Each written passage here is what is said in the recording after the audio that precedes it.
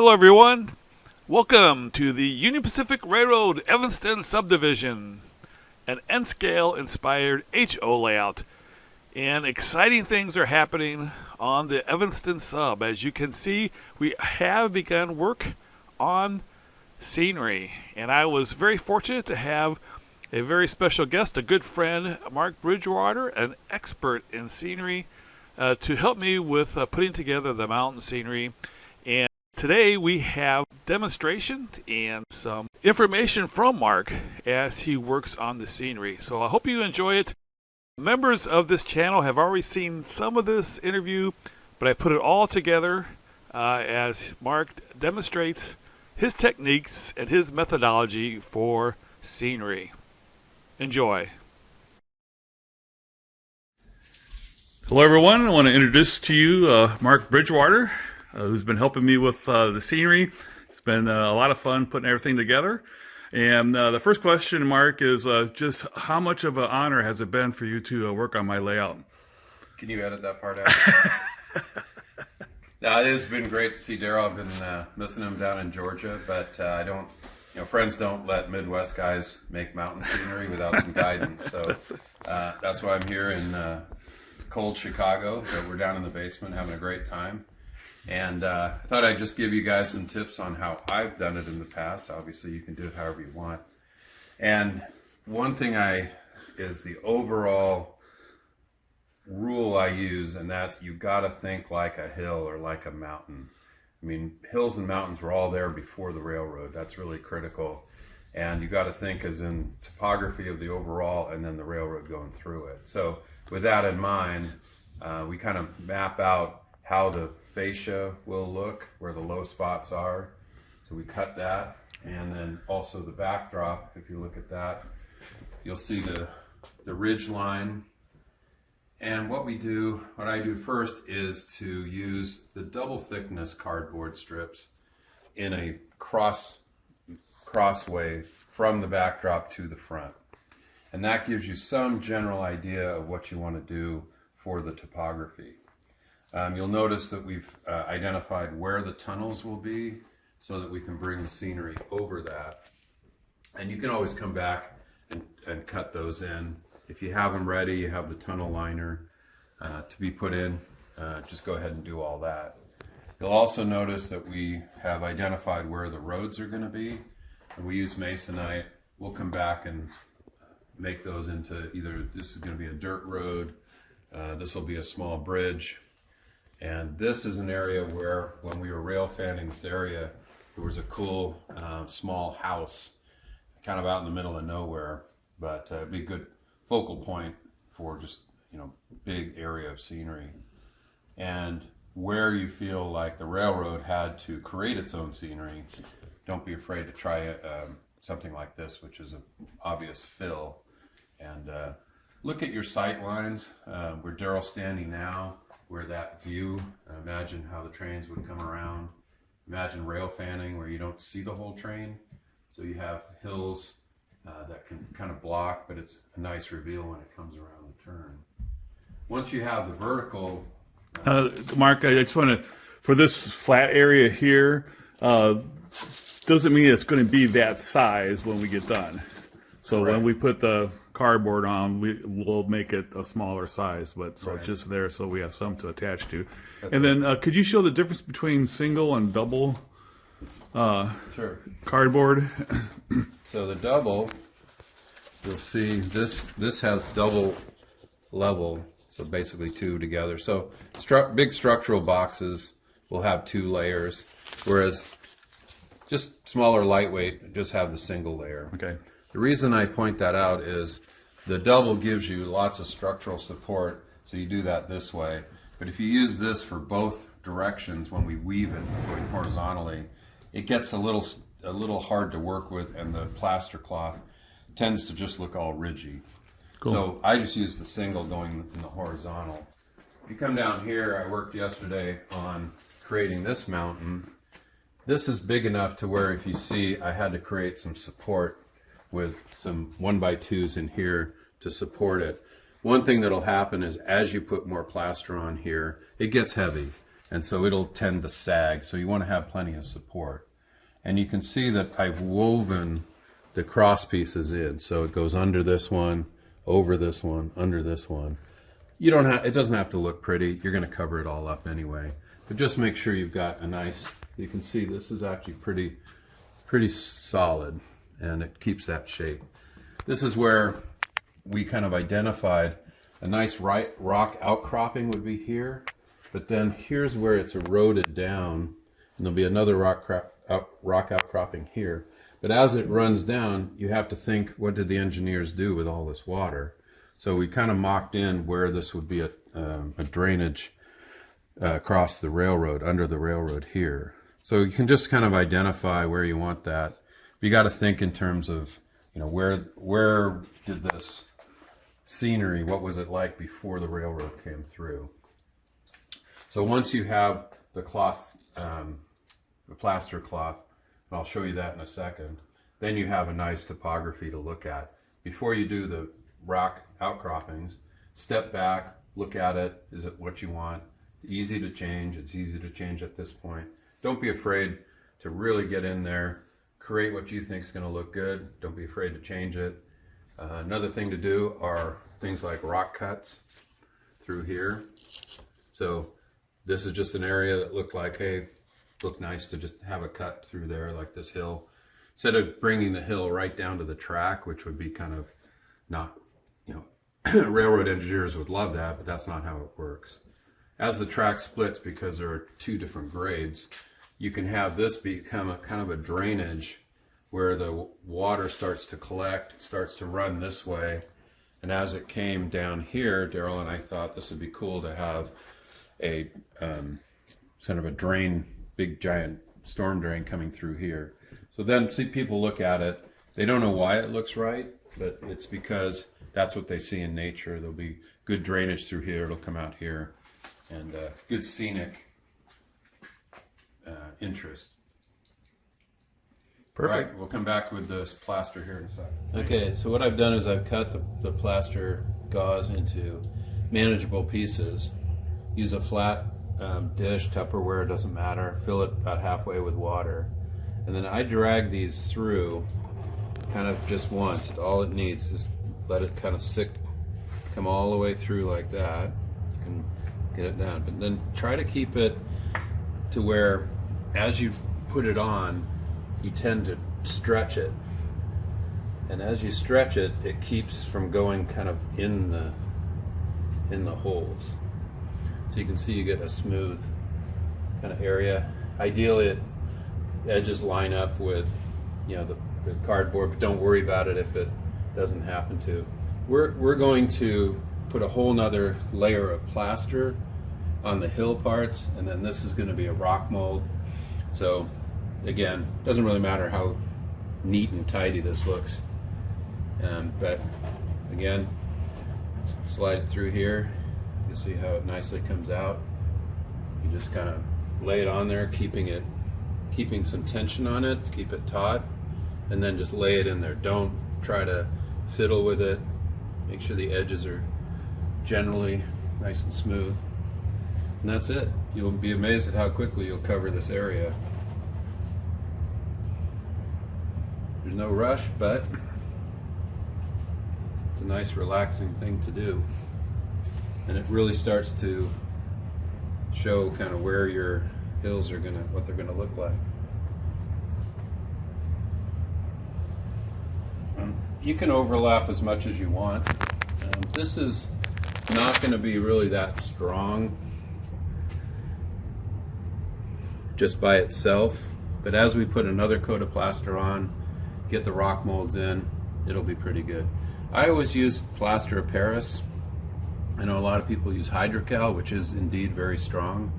I find it very difficult to add trees and drill anything through it. So when we do the rock mold part, I do a lot of carving between the rock molds, and it's a lot easier to do with plaster of Paris than it is with hydrocal.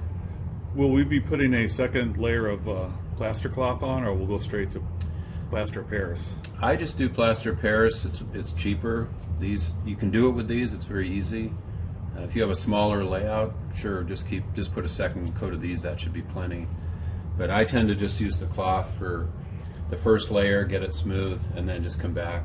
When we do the rock molds too, there'll be an edge to the rock mold. So I use that second coat of plaster to blend those rock molds in. So as I mentioned, this will be a big rock mold. There'll be an outcropping here, and then a slurry coming down here. So there'll be some rocks in here, and I'll show you how you need to have rocks under just about everything, because that's the way the earth works. And then you can bring that second coat of plaster over the top. Some rocks will show through, but generally it'll be all the shrubs and trees and everything that just kind of fell down through here. Okay guys, welcome back. We now have all the plaster cloth in place. In fact, it was heavy enough that I had to put some wood supports underneath, so make sure you've got it well supported. You're going to add a lot of weight with these. So that's dried overnight, and so now it's firm, but we want to get some water back on it, because when we put this on, the dry plaster will suck the moisture out of this. So I just kind of wet it down again.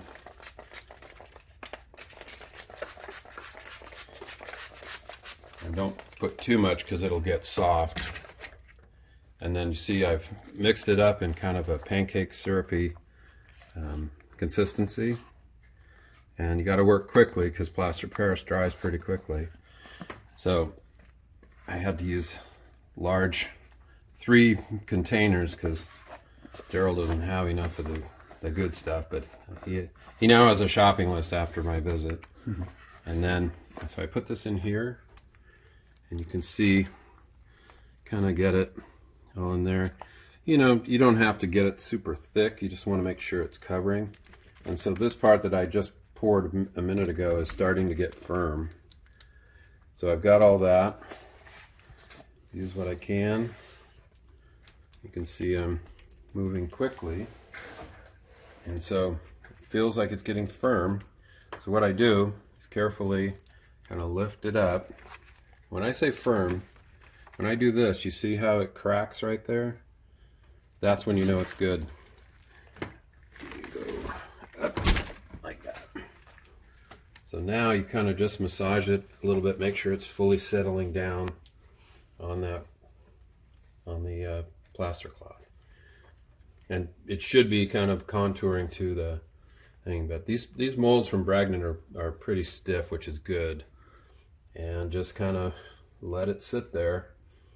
Now you don't want it, you can let it fully dry to where it's fully hard and then peel this back. I like to peel it back when it's still a little malleable. And you can see here, I did one last night. So that's, that's hard, but it's still soft enough I could carve and chip if I wanted to. And so I'll probably come back with one more mold kind of in here. The idea is that this is a kind of draining off, but that doesn't mean there's not rock underneath it. So we do want to kind of maybe patch one in here. You can always cover it with more plaster, make it smooth again. But I like to have lots of rock showing through, especially here, because it would have just washed off the rock. So, and then you can see I created a little drainage inlet here, which is obviously where the water would escape. And Daryl will come back and put the proper ones in, but at least it's a placeholder for that. So we've let it dry for probably 3, 4, 5 minutes. And it does vary by temperature and your consistency of what you mix. If you stick with a 2-to-1 ratio, which is 2 cups of plaster to 1 cup of water, then you get a consistent density. Even after they dry, if you change the mix of plaster, you'll get a different amount of water and color that soaks in. So try to be consistent on that. So feels firm. So now very gently I'm peeling away. The edges are the ones that always break, so be real careful. You notice these have a lip. So you want to, I always pour to just here. I don't pour it all the way to the lip. They always break off. So just kind of come around this, and then instead of pulling out, roll it back like this, and then just let it kind of reveal itself. And you'll see how see here it's breaking a little bit. We can come back and add more there. It pulled off a little bit here in the middle, that's okay. And then when you reuse the mold, you'll notice there are going to be some little trouble spots that are kind of tucked under. So just be careful when you're pulling that off. But there's no rush here.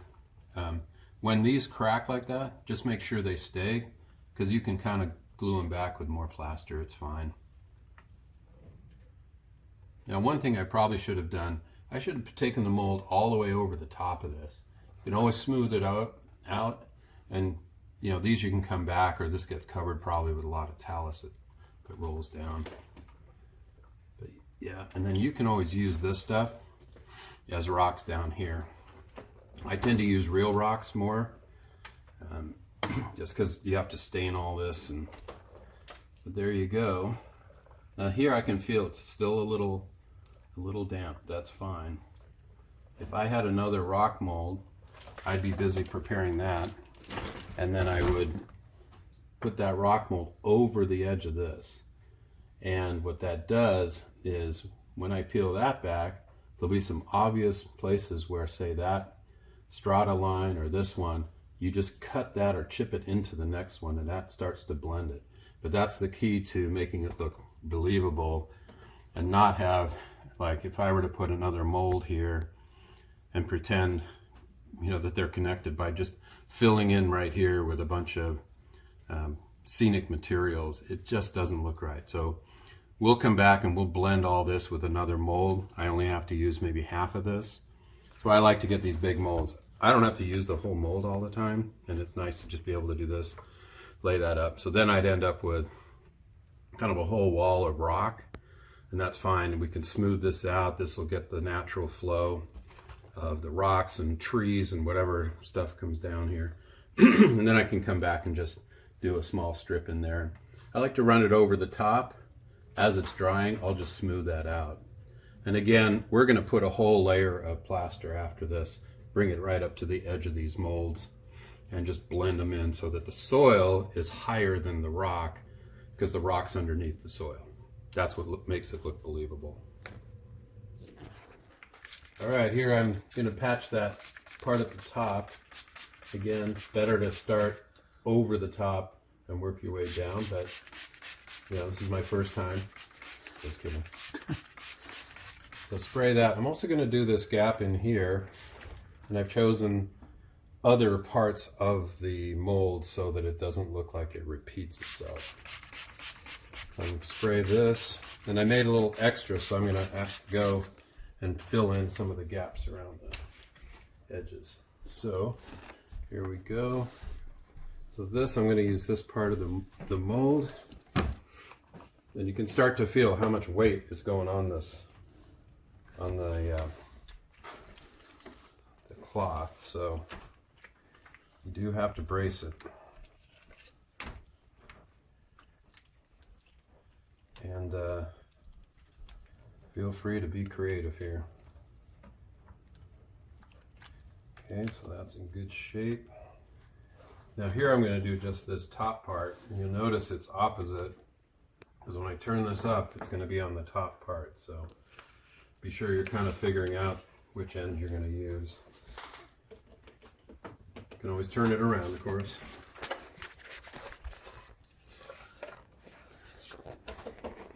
This is setting up pretty quickly. I find that each successive batch of plaster seems to set up more quickly. I have no scientific reason for that, but it is what it is. Okay, so batch 2 in here.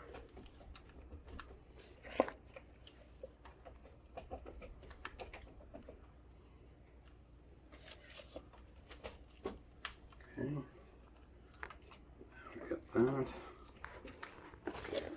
Good. So a little bit for going around the edge just so I can show you all how to do that. And here you can see it starting to break, so away we go.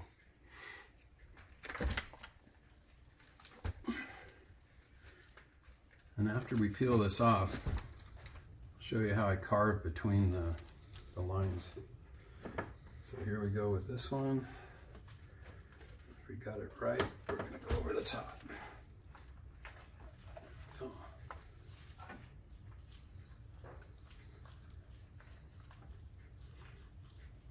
Okay. Should be able to feel the edge of the harder one, so that should be good right there. Get this in place. Let that dry for a couple minutes. Okay, hi, we're now going over the top. You see how it just overlapped there? And what we'll do is we'll chip away at that. And I'll spray some water so that it kind of softens it a little bit. That's that one that kind of tucks under. And just take your time. You don't get any awards for speed here, other than you'll never get your layout done. So there, molds are looking good. Okay. So we missed it by a little bit, but what we'll do is we'll come back with some just regular plaster, and that'll look like where a major crack was and it's eroded. So there are all sorts of things you can do. Mother Nature's very messy. It's good for us. Here we've got the top one. And overlap is great because you want depth of your rock molds. You don't want them all on this plane if you can help it. Another thing I tried to do with the underside is to create some back and forth along here. So you not only have a slope that gets shallower at the bottom, most rock faces go in and out because there are places where the water has found its way to erode.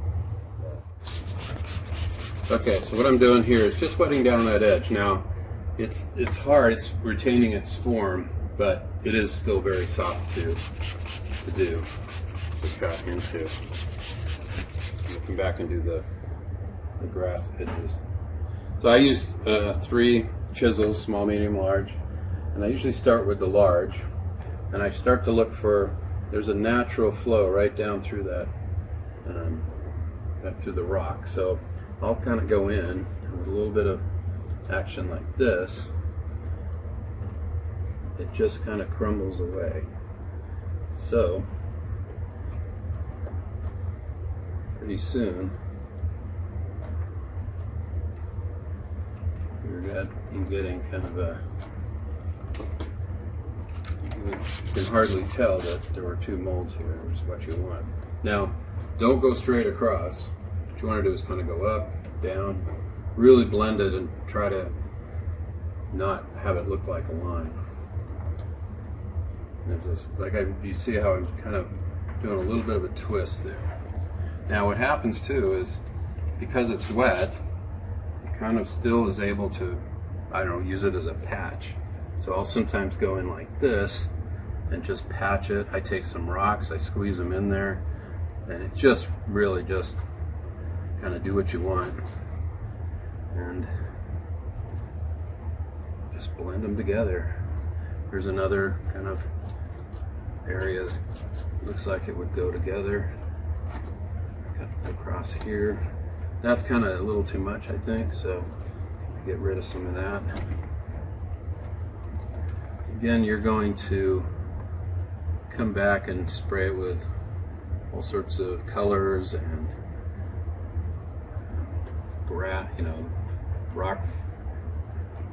rocks like little pebbles, and I'll spray a lot of times. In other words, I'll blow a lot of smaller rock on. And then what we're going to do up here, when we come back and put that layer on, we'll bring it over like we did over here. So you get the idea here. And then anything that breaks off, I can stuff back in. But when I'm doing that, I'll take a little wet stuff and glue those back on because they look nice. A lot of relief other than just this.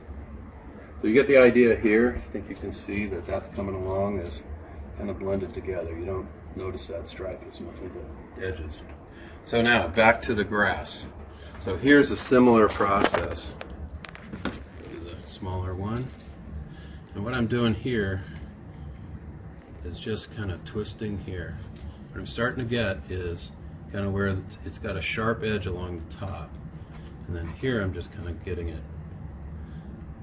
to match down here, and then just like that looks pretty good. Just gonna go across here. Yeah, spray bottle.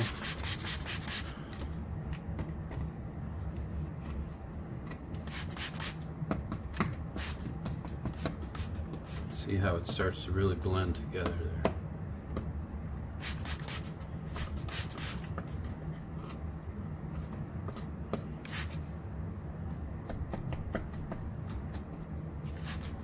And I just found this to be the most realistic once it's colored and everything. It really looks like the earth fell away.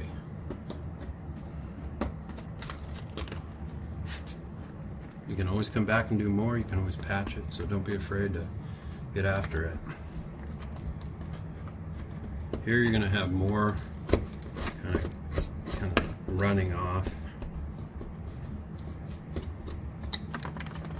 A piece that was wet.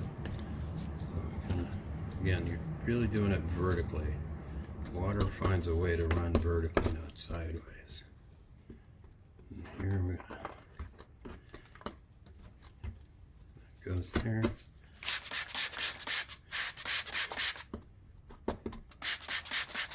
And again, because it's kind of soft still, we can still manipulate it. It feels hard, it holds its shape.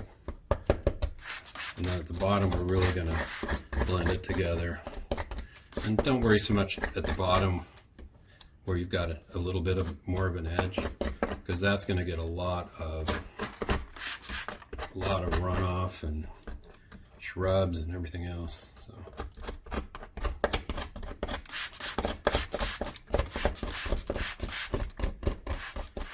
and that's the kind of look we're going after, where it's really just sort of falling off here.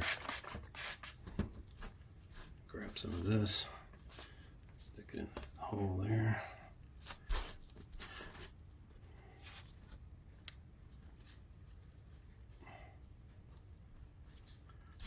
That's how we magically get rid of a hole.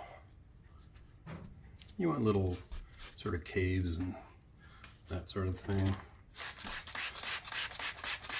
You almost kind of melt it with the lots of water. So that looks pretty good. We've got a nice sort of edge to the rock.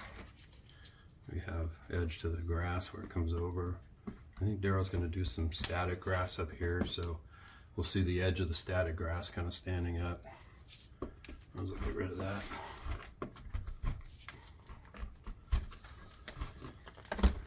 And as Daryl pointed out a minute ago, we've started to accumulate all this stuff at the bottom. So if we imagine what will end up with the rocks all kind of down in this gully. And I think what I'm going to do with these here is, this one I'm going to try kind of a cool runoff and a big crack in the rock. And here we'll see what I can do. I like that little ledge there, so I'm going to find that. That break is fine. I can look. We've almost got enough here to show it, so I might just break this and stick it back in there, and then myself plenty of water.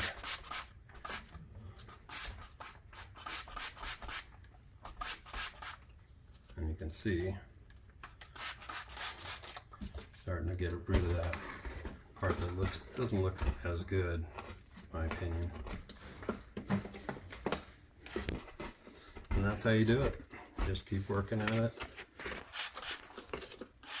Get rid of those kind of areas. Create your own. And you can always, if this will hit a point where it's, pretty much hard to work with. So you can see how we turn that big unrealistic blob into a nice area that kind of flows down the hill. And again, this is going to be a runoff, so we'll probably smooth some of this out.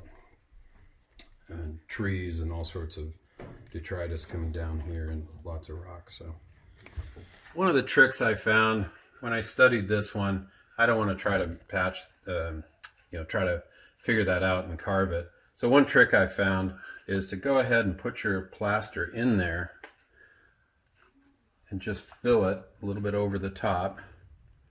I got plenty here over the surface. So you're going to kind of dribble it in there. Don't be alarmed. Let it kind of set up so it doesn't squeeze out too much. And what we're going to do is actually do everything in reverse. We're going to actually put the mold on this. That way we kind of control how much plaster we put on, and trying to figure out where we're doing it here is a little harder. So you can see what I've done there to fill that in. The other area I want to fill, I'm not going to try to rescue that. So I'm going to go ahead and do the same thing over here. And that way we'll create a rock mold that goes all the way across. Don't be afraid to clean up some or overlap, because that'll look a lot better after we carve it. I should have sprayed that first, but normally I would have sprayed that with water, but we'll do that to blend it in.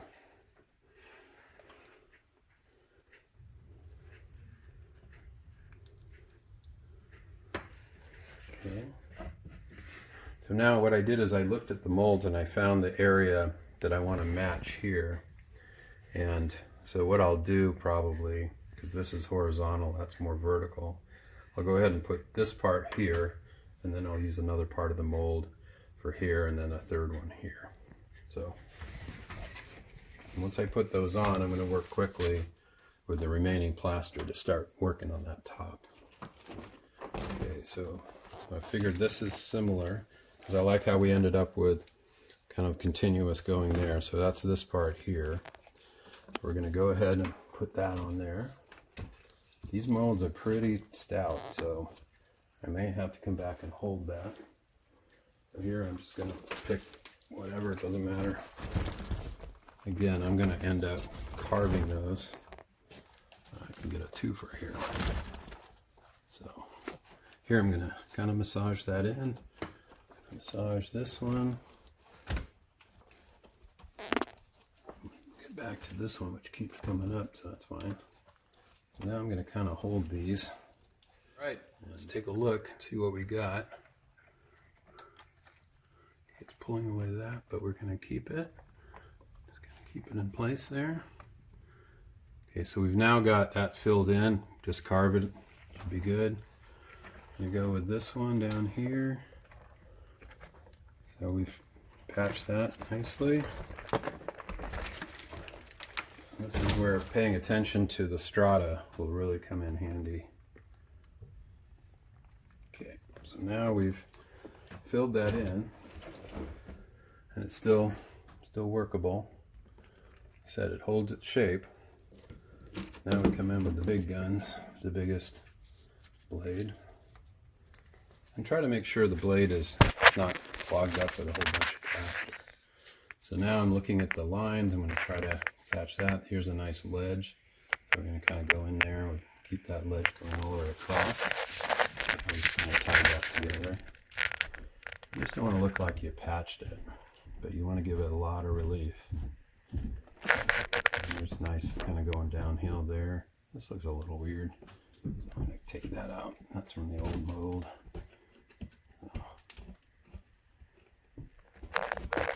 And that come down.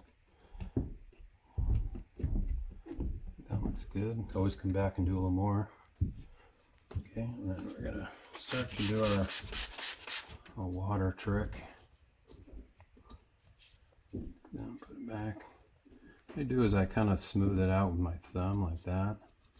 Let it dry just a touch, and then kind of do this, work this a little bit. You'll get a feel for it. It's just one of those things over time. Can't screw it up. Nature is very good at variety. You can see how it just starts to mold into the other rock. Now it's going to be a different color because the other is much drier. but it too is very easy to carve. And as I said before, making sure you got some kind of flowing look to it.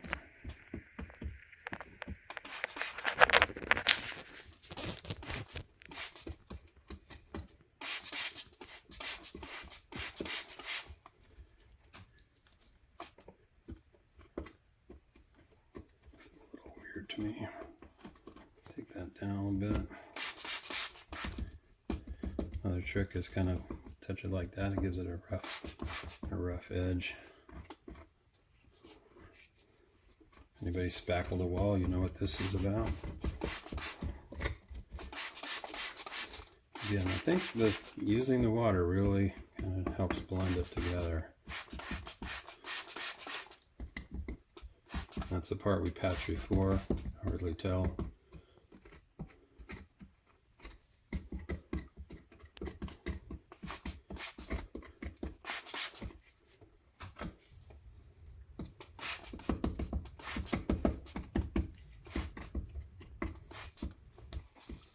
Try to keep your blade horizontal, that if you've got strata kind of going across there.